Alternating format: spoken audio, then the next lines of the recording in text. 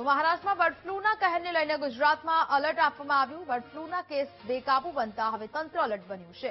ગાંધીનગરમાં પશુપાલન વિભાગે તપાસ હાથ ધરી। ગાંધીનગર જિલ્લામાં પશુ વિભાગે ટીમ બનાવી છે।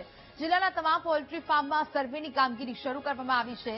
પશુ ચિકિત્સકોની 18 ટીમ સર્વેલન્સ કરી રહી છે। કલોલ, દહેગામ અને માણસા તાલુકામાં સર્વેલન્સ છે તે હાથ ધરવામાં આવ્યું છે અને આ કામગીરી શરૂ કરી દેવામાં આવી છે। સંવાદદાતા મેહુલ ફોન લાઈન પર જોડાયા છે। મેહુલ, મહારાષ્ટ્રમાં બર્ડ ફ્લૂના કહેરને લઈને હવે તંત્ર ગુજરાતમાં એલર્ટ બન્યું છે, શું અપડેટ? બધું કે ત્યાં વાત કરવામાં આવે તો પશુપાલન તંત્ર જે છે તે સક્રિય થયું છે। પશુપાલન વિભાગ દ્વારા રાજ્યમાં જે પણ આ પ્રકારના પોલ્ટ્રી ફાર્મ આવેલા છે ત્યાં તપાસ કરવાના આદેશ આપવામાં આવ્યા છે।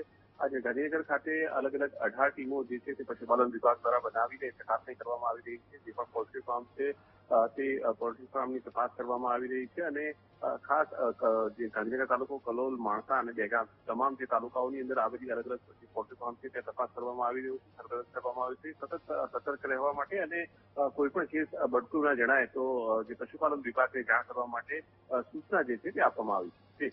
બિલકુલ મેહુલ, જાણકારી બદલ આભાર।